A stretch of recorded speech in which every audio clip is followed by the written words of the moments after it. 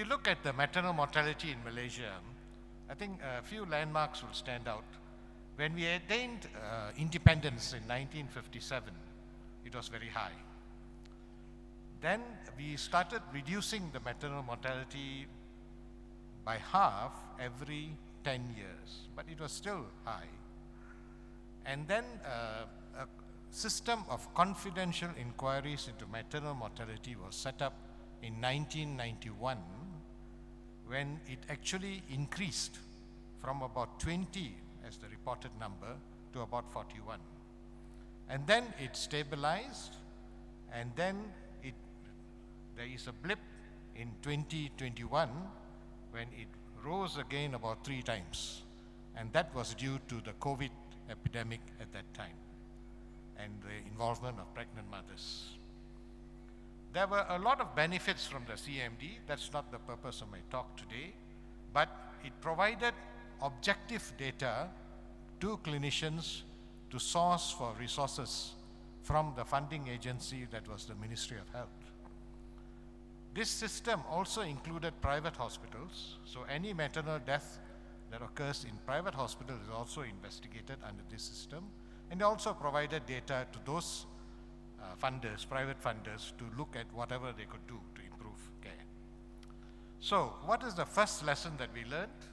We learned that maternal deaths will increase when you have a good system of data capture.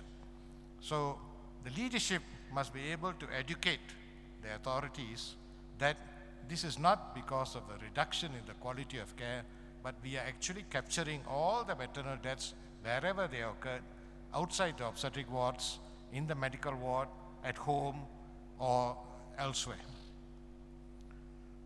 We also learned that with a good system of capture, of data capture and implementation of remedial measures, maternal deaths can be reduced.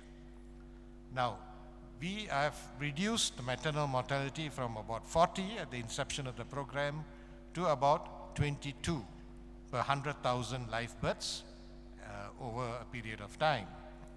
But we have struggled to reduce it below 22, and that will be due to many factors. We also learned that we need to improve the system of management of the major causes of mortality, like postpartum hemorrhage, because we found that most of the cases of deaths due to postpartum hemorrhage were managed by relatively inexperienced doctors who did not institute care early enough or did not consult senior colleagues until it was too late. And this referred mainly to the public health system, where you have various categories of doctors. So we inculcated an alert system which brought everybody on the scene when an emergency occurred. We also learned there's a higher risk of deaths in mothers of high parity, especially those who have delivered more than 5 children. And that was the data.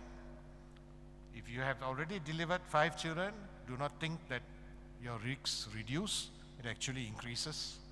And therefore, we needed to take action to make sure they do not get pregnant again. There was a higher risk of deaths in older mothers. And if you're aged more than 40, your risk of death increases in childbirth. So again, this emphasized the importance of contraceptive use among mothers. The prevalence rate of contraception in Malaysian mothers is not high. It is only at about 55%. But out of the 55%, 30% are using traditional methods, and only the rest are using the modern methods of contraception. The other important lesson was we need to audit the implementation of the recommendations. Whatever you have made a recommendation about, you need to make sure that these are carried out by all.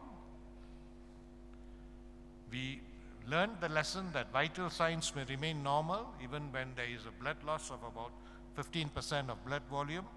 So this data was educated to all the caregivers that if the blood pressure may remain normal even when blood loss was more more than 500 cc.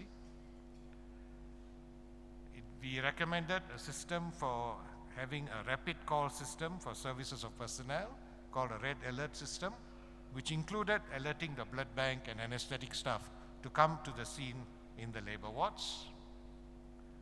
And we learned that most maternal deaths occur in the postpartum period. Care cannot be relaxed. Often care relaxes after the labor is completed and the baby has been delivered, and the postnatal wards are not often manned adequately enough. We learned anonymized audit was the key. There is no punitive action taken on this audit at the national level. We only look at a systems approach and look at systems which can be improved. If people are frightened by punitive actions, such as demotions or transfers, then they will sometimes not report all the facts and you will not improve the care. Leaders must be familiar with the system and preferably grow within it. You cannot parachute a leader into a system and expect them to make the appropriate decisions. I think they have to grow within the system, and you need to avoid the shortcuts. You need to educate the authorities concerned about what are the causes. So leadership is one of the most important elements in the healthcare organization.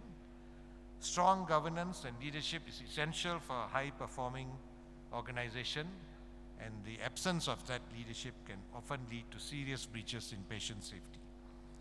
For example, we've used the word shortfalls in care at one time, and often we found that we were shooting ourselves in the foot by calling it a shortfall in care. So the term was changed to a remediable factor, which carries a more positive connotation, and then the higher-ups could understand that we were trying to improve the system. So the perfect leader, I mentioned this yesterday as well, has to have many characteristics. I think the most important is the personal characteristics of the leader. He must be honest, he must be a change agent, he must have a clarity of purpose, he must be a decision maker, a negotiator for resources, a diplomat in how to explain the issues, and most importantly, he must be ethical in the decision making. Is it possible?